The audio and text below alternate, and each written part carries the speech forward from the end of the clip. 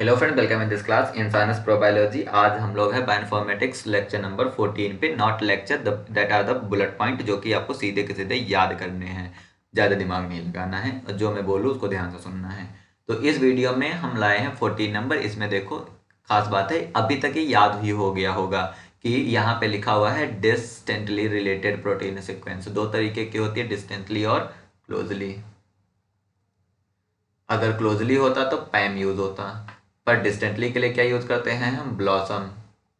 पर ब्लॉसम में भी दो तीन वेराइटी है, 62 और 50। इसके अलावा भी कुछ ब्लॉसम है। अगर हम 62 यूज करते हैं तो यहाँ पे ये डिस्टेंस डिस्टेंटली के लिए है और ये भी डिस्टेंटली के लिए है। लेकिन ब्लॉसम 62 जो है ब्लास्ट के लिए यूज करते हैं, और ब्लॉसम 50 किस में यूज करते हैं? फास्टैग में। डिपेंड ऑन द प्रोग्राम, हम कौन सा प्रोग्राम यूज कर रहे हैं ये कॉमन होगा। डिस्टेंटली तो हम ब्लॉसम और ब्लॉसम 62 और 52 यूज करते हैं। वहीं पे अगर क्लोजली होगा तो हम पैम यूज कर लेंगे। ठीक है, तो ये बहुत बार मैंने रिपीट करा है, तो अब ये जाके अब आपको ये बिल्कुल दिमाग में घुस गया होगा।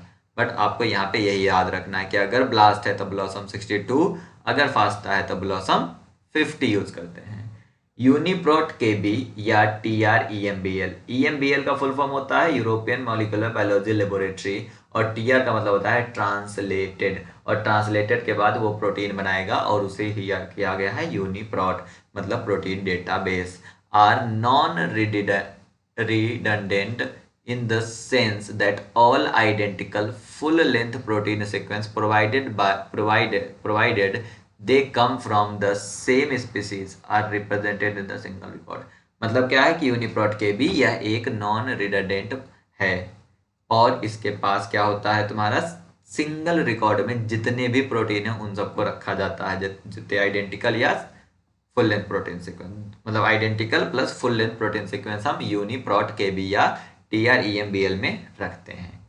Fragments, isoforms, variant encoded by same gene are stored in the separate entities. मतलब identical full length protein sequence को तो रखते हैं, इसके साथ ही DNA जो प्रोटीन के फ्रेगमेंट है, फ्रेगमेंट को, जितने भी आइसोफॉर्म्स है उस आइसोफॉर्म्स को, उसके वेरिएंट्स को, हम अगर कोई सेम जीन कोड कर रहा है तो उसको भी हम सेपरेट एंट्रीज में रखते हैं। Ribosomal gene are best suited for generating the DNA barcode for the species identification। ये क्वेश्चन पूछा जा सकता है आपसे कि अगर स्पीसीज आइडेंटिफिकेशन करना है और हमें DNA बारकोडिंग करना है तो हम कौन सा जीन यूज करें? तो for species identification DNA barcode के लिए हम राइबोसोमल जीन यूज करते हैं। तो आप इसको याद रखिएगा कि राइबोसोमल जीन यूज करते हैं। एक टर्म होता है फेडेलिटी। फेडेलिटी का क्या मतलब होता है? तो ये होता है स्पेशियल तथा geometric similarity of aligned residues.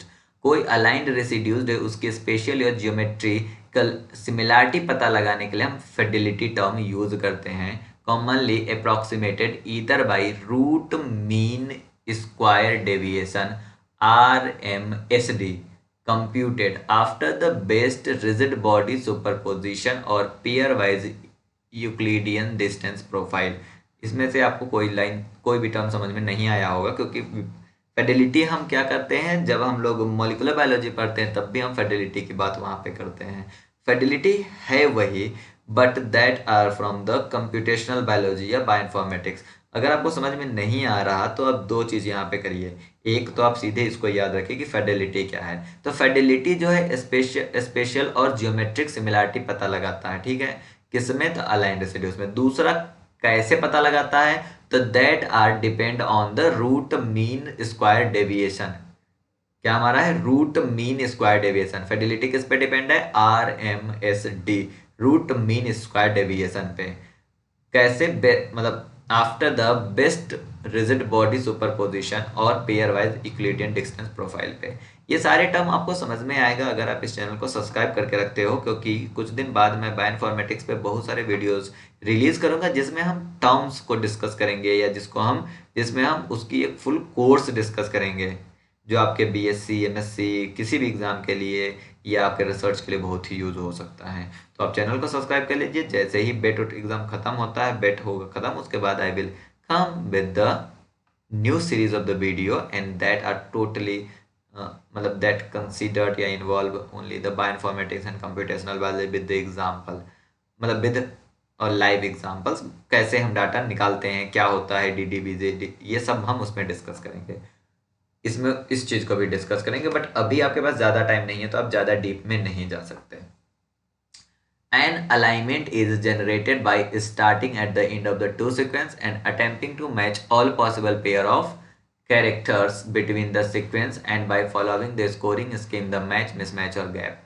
देखिए यहाँ पे साफ साफ लिखा है, दो हमारे पास है, ये नंबर 1 और दूसरा हमारे पास है ये नंबर 2।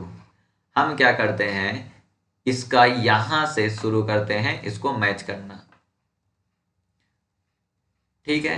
अब मैच करते समय 3 कंडीशंस हो सकता है, मतलब जैसे 1 2 3 4 5 6 7 8 9 10 11, मैंने कहा टोटल 11 पोजीशन है जिसमें 3 पॉसिबिलिटी है।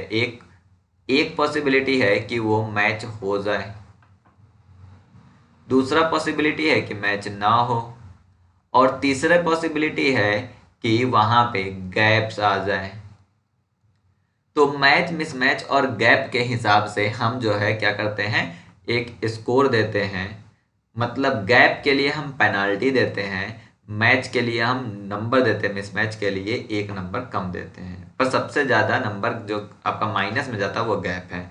मतलब सोचो कि अलाइनमेंट के कंडीशन में भी यहाँ पे क्या हो रहा है, नेगेटिव मार्किंग स्ट्रेटजी फॉलो हो रही है। अगला आपका लाइन ये लिखा है कि gap penalty is a method of scoring alignment of 2 और मोर सीक्वेंस। तो गैप पेनाल्टी मतलब इस मेथड को हम गैप पेनाल्टी मेथड कहते हैं। इससे हम एक स्कोर निकालते हैं, उस स्कोर से हम बताते हैं कि हमारा अलाइनमेंट सही है या गलत। When aligned sequence, introducing the gap in the sequence can allow an alignment algorithm to match more terms than the gapless alignment can। मतलब क्या है कि जैसे हम अलाइनमेंट शुरू करते हैं किसी का, तो गैप जो है हम शुरू में इंट्रोड्यूस करके और फिर अलाइन करना शुरू करते हैं जिससे कि ज़्यादा मैच आ जाए। हम लोग क्या करते हैं, कभी कभी सोचते हैं कि पहले अमीनो एसिड को पहले अमीनो एसिड से या पहले न्यूक्लियोटाइड को पहले न्यूक्लियोटाइड से हम मिला देते हैं, पता चलता है कि बीच में गैप आ रहा। तो नहीं, बीच के गैप को हटाने के लिए हम लोग क्या करते हैं, या इंट्रोडक्शन मतलब शुरू में गैप दे दो या फिर लास्ट में गैप दे दो, जिससे कि बीच के जितने भी सीक्वेंसेज हैं वो सब बेस्ट मैच के साथ मिले। Gene sequence are aligned using identity matrix instead of the substitution matrix. अगर हम जीन सीक्वेंस को अलाइन कर रहे हैं तो आइडेंटिटी मैट्रिक्स की यूज करेंगे, ना कि सब्स्टिट्यूशन मैट्रिक्स के। क्यों? क्योंकि सब्स्टिट्यूशन मैट्रिक्स में क्या होता है हमारा कि एक अमीनो एसिड दूसरे अमीनो एसिड को हटा दे, ये हो गया सब्स्टिट्यूशन।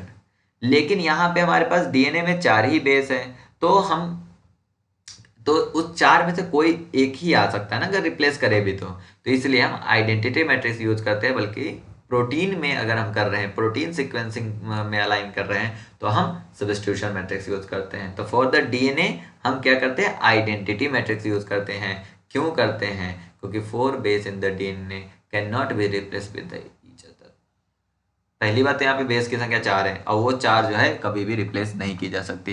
बट अमीनो एसिड के केस में जरूर रिप्लेस करी जाती है, क्योंकि वहाँ पे कभी कभी क्या होता है, हमारा एक ही कोडॉन मतलब एक ही अमीनो एसिड मल्टीपल कोडॉन के द्वारा क्या करे जाते हैं, कोड किए जाते हैं। या कभी कभी क्या होता है कि एक पोजीशन पे चेंज होने से अमीनो एसिड बदल जाता है, वहाँ पे अमीनो एसिड रिप्लेस किए जा सकते हैं, बट डीएनए के केस में रिप्लेस नहीं किए जा सकते। For the protein amino acid substitution matrix, जिसको हम डाइहॉप बोलते हैं, डाइहॉप इसे हम एक्सेप्टेड म्यूटेशन मैट्रिक्स 250, जैसे हम पैम बोलते हैं, point accepted mutation, and BLOSUM 62 use to score the matches and mismatch. मतलब यही वाली बात है अभी तक जो हम लोग डिस्कस कर रहे हैं कि पैम 62 200 पैम 250 और ब्लॉसम 62 ये सब क्यों यूज होता है, तो ये सब हम यूज करते हैं टू प्रोड्यूस द स्कोर, कि कितना मैच हो रहा है, कितना मिसमैच हो रहा है। एक मैट्रिसेस बनाते हैं, उससे मैच और मिसमैच निकालते हैं, उसमें गैप होता है, गैप में के लिए पेनल्टी यूज करते हैं। ये सारी चीज़ें आपको समझ में आएंगी अगर आप वीडियो को लाइक करके चैनल को सब्सक्राइब कर लेते हैं और कुछ दिन वेट करते हैं। When the DBT is in date then we will start a new lecture series. In that case, we will discuss every point and every concept related to the bioinformatics and computational biology. If are you interested in working in the computational biology, in the sector of the computational biology and bioinformatics, then welcome in this channel. Subscribe this channel and hit the bell icon for the regular update. Thank you.